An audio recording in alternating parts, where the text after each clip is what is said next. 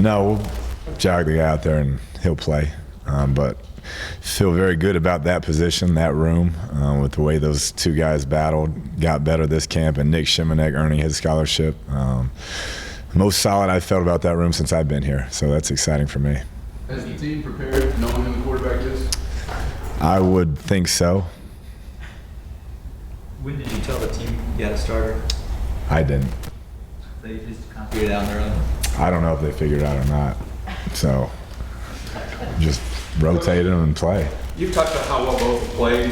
Has one distinguished himself more than the other, the one that will trot out there?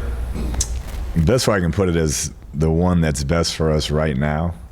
And that's, we listed them as because we feel like we do have two starters and two guys that can win games and two guys that deserve to be the starter. But you can only play one, and we'll play one and see how it goes. You had said you wanted to name your quarterback early. What made it so hard to not name it early like you had originally planned? Yeah, I just liked the way it was going. It wasn't that anything was hard. I just liked the competition. I liked the way guys were practicing. I liked the way our team was handling it, and so we just rolled with it. The two obviously do some things differently. How much does it change a feel for an offensive lineman or a wide receiver between Davis Webb or Pat Mahomes? Maybe a little bit. Pat gets out a little bit more, I'd say, and extends plays, but Davis has that ability as well. Davis probably checks a little bit more at the line. He's very cerebral in his approach, and so those are two things that if I just looked at it on paper would two biggest differences. Are you considering giving both guys some extended action against St. Houston State to kind of further that competition out? We'll see. I mean, we're trying to win the game first and foremost, and so it's a good team, and I'd love for both guys to get to play because they both earned it. But first and foremost, we need to try and win this game. Other than a win, what are the three things that you want to see come out of this game? Not that you expect, but that you want to see. First and foremost, discipline, then protecting the football and just enthusiasm, excitement, energy, and you want to see them be excited for their teammates when they make plays on the big stage.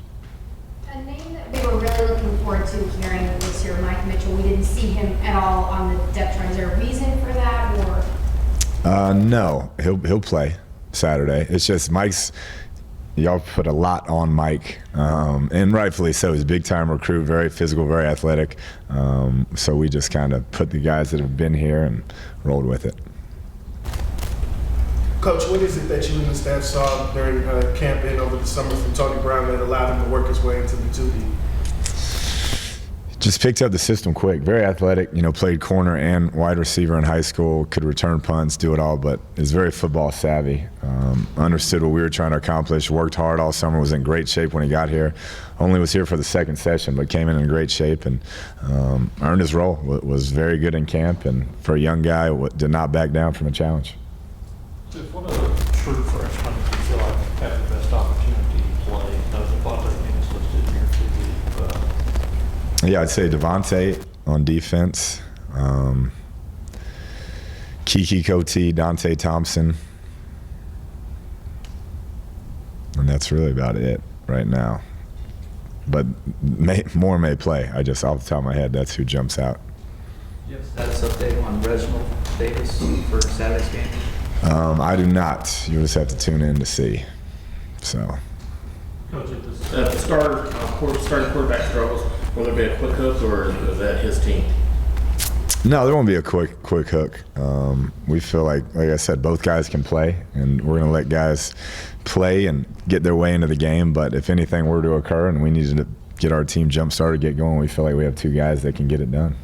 Can you point to something that maybe at the beginning of camp you were unsure, uncertain about, now that you feel better about either side of the ball? I think linebacking core, just none of those guys have played a ton. Mike Alway really stepped up this camp, has been all over the field. But then Chris Williams, Malik Jenkins, Samato, Dakota Allen, young guys that we needed to step up. I feel like they've progressed nicely. Not where we want them to be yet, but excited to watch them in that first game. Coach, what about San Houston State? What stands out about their defense in particular? I think they have 10 starters back. It was a very good defense last year. They've played in big games. They played at LSU last year, so they're not going to be intimidated by an environment. A lot of those guys are guys that have been at D1 schools, so had a lot of success. They're a good team, a veteran group, and they'll come in here expecting to win the game. Defensive line, obviously a strength. Talk about Braden Fehoko actually stepping up for you guys. Braden made a huge difference for him coming in last spring. He picked up the system last spring, took his lumps a little bit, and this summer really made big strides in the weight room in his conditioning, understanding the system, and just progressed through camp, and has been a disruptive force for them all through camp. So I hope that carries over to the game. I'm sure it will. Student of the game, works at it, takes care of his body, everything you want in a young guy. Coach, have you settled on a field goal kicker or a point after kicker yet? We have not. We like what both of them done. And Taylor Semenk as well. He's handling some kicking duties along with the punting, but that will be a feel thing. Hopefully we can get everybody some kicks in these first couple of weeks and then kind of go from there. Barnum was kicking with bats and holding. Is there anything to that, or? Possibly. We've rotated holders. Sadler, Batson, and Barden and Hatfield, Semenk have all kicked. So, like I said, we're not set there like we were last year at that position at all, and we're still working through that. Any concern on having kicker's probably one of the more important guys in your offense? No, they both played well. Neither one is taking over the job, put it that way. They're making kicks. We just want to have some live game situations to see how they handle it. Going into this first game, is there anything that you are feeling disquieted by, that you're not feeling good about? No, just excited for the game. That's it. It's been a long off season, but excited to watch how a lot of these young guys that were thrown in the fire last year, how they've grown up over the course of 8 months. What does it say about a guy like Quentin White basically switching positions, and how does that open up your offense, especially when you go to that pistol and having him right there by the quarterback, maybe opening up some other options? Yeah, Quinn's really matured on and off the field, and that was a role he wanted to take on and has embraced it. He knows DeAndre and Justin are going to get the majority of the carries, but when Quinn has the ball in his hands, good things tend to happen. He's become a much better receiver out of the backfield and a much better blocker, and so his role will continue to expand. He's been great on special teams and has become a really solid football player for us. Number 92 on the game tape for Sam Houston State, P.J. Hall, 5 block kicks last year. Is that something maybe that other teams weren't doing well against him, or does he stand out to you? No, he's athletic. He definitely flashes on film. Both their ends do. Their entire defense, really. Active linebackers, a good secondary. But I just think sometimes guys have a knack for that, and he seemed to have that. Kliff, what have you seen from Ian Sadler? He's progressed. Last year, the beginning, he was feeling it out, had some rough moments. But into last year, through the spring, through the summer camp, he's been really good. You get the ball in his hands, just like he was in high school. He tends to make good things happen. And Ian and Pat and Davis and all those guys come and throw all summer, and so they all have a good rapport with each other. And he's somehow tends to get open. So. Coach, can you talk about Tony Morales getting his first start, 5th year, senior, finally? Knock on wood. Right, yeah, this hopefully will be the first time he gets to suit up and play in a game, which is awesome. He's come back through a bunch of injuries. Great kid, really has worked hard, and we couldn't be more pleased with his progress thus far at that position. Does that perseverance help with the rest of the team when they see a guy like that battling? Does that carry over to the rest of your team? I think so. I think he's a guy who can speak from experience about appreciating each day, each practice, each time you get to go out on that field. And so guys see that, they see what he's gone through, and it definitely, I think, sends some inspirational messages when they watch him trot out there. When you look at your offensive line in general, the youngest kid is a junior. How much does that help your team, having all that experience?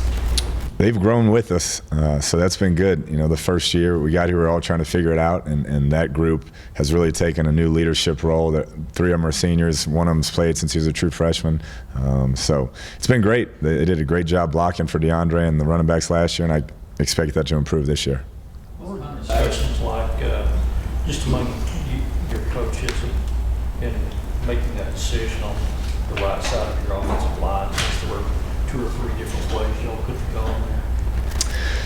Yeah, we've had a bunch. We rotated a bunch of bodies through there, and it was really came down to which unit looked the most cohesive and which unit did the best in the live scrimmages as far as moving the ball. And so there's a chance you'll see different guys rotate through a little bit on that right side until we find a combination that we settle on. But it was kind of a hit or miss deal, and that's what we settled on for this first week. What's Connor Dyer's status for this year? Connor Dyer will be out this year. He hurt his knee, and so he'll rehab and redshirt this year. Was he probably a guy's going to redshirt anyway this year? It appeared that way. Yes, sir. Do you have any surgery? He is, I believe. It's one of these days coming up. Not sure which one. It's You and I talked before the season that you wanted to run first. A lot of Red Raider fans love the air raid offense. Can you tell them what they're going to see this Saturday?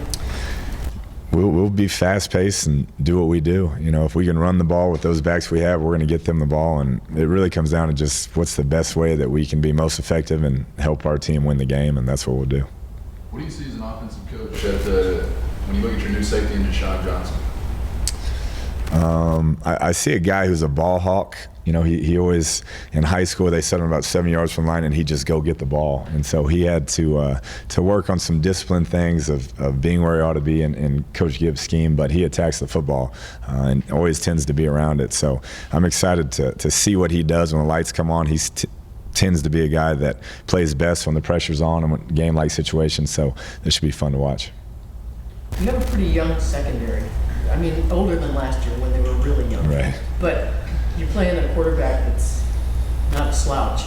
What are your expectations out of the secondary? They'll be challenged. You know, the quarterback is a good player. He has some experienced wide receivers, some guys that have played Division I football that won't be intimidated. And so it'll be a great first test, really. It's a great offensive coordinator that's actually spent some time up here with me.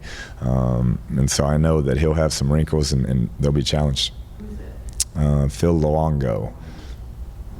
Coach, you said you were looking for some players to still step up. What points were you hammering home this week before the game Saturday?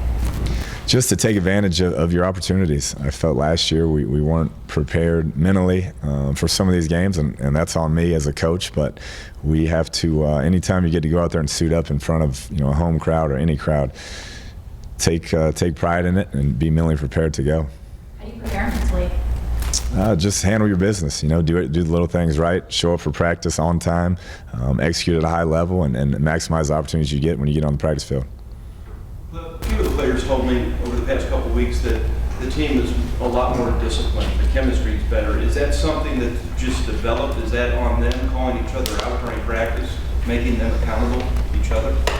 I hope we are. I think it's just talk until you go out there on Saturdays and do it, and so that's kind of where we're at. We've put a heavy emphasis as a staff program, as a team, to get that aspect of our program right. But until we do it, it's just talk. You had said earlier about field goal kicking, you're waiting for one of the kickers to take the job.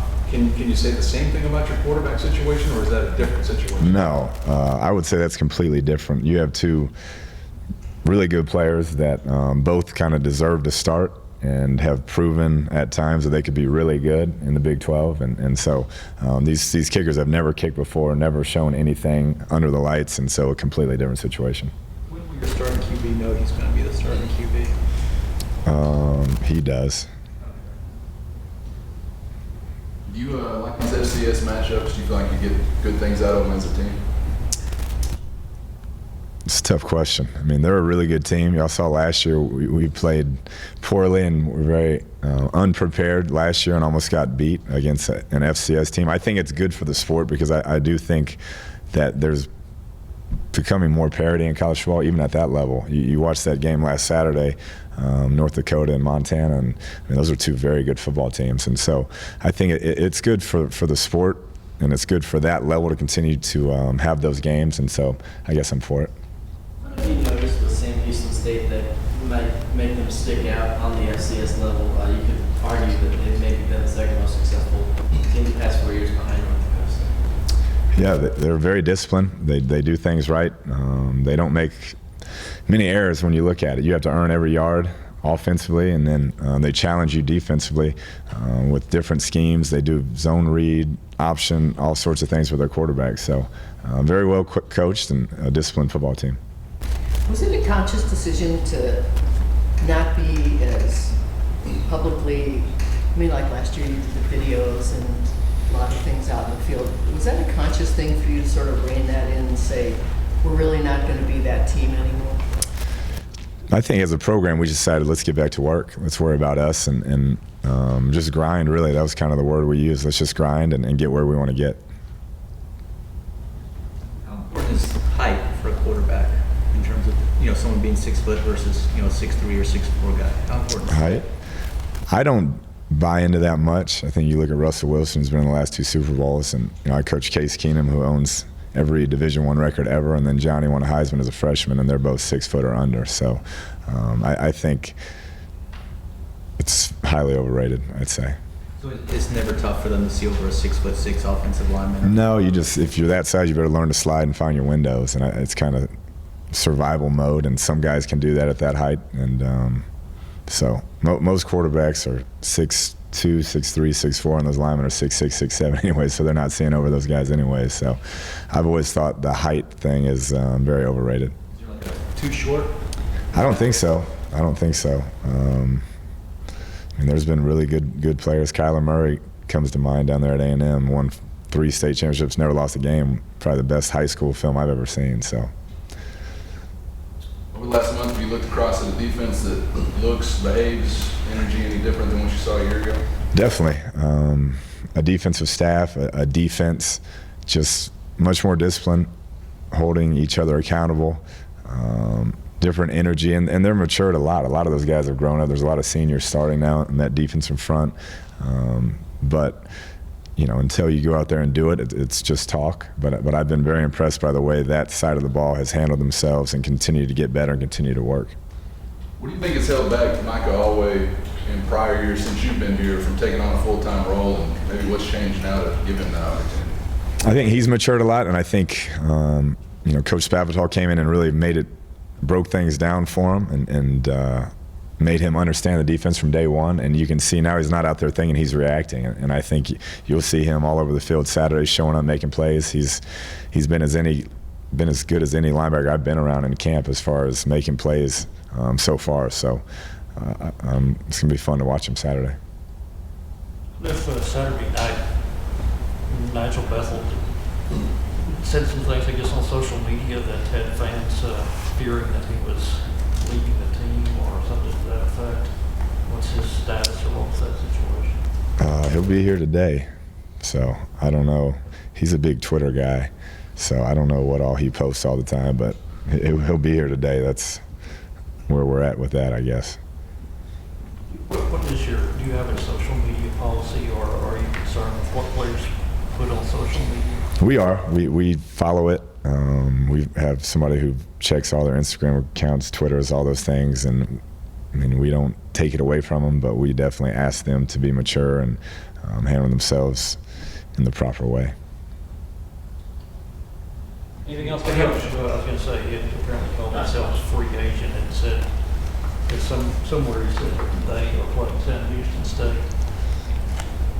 Yeah, I mean, I don't know if he's a free agent, but he will be here today. So I didn't know we had free agents in college. I don't think he's going to get that much money if he is looking for that deal, but he'll be here today.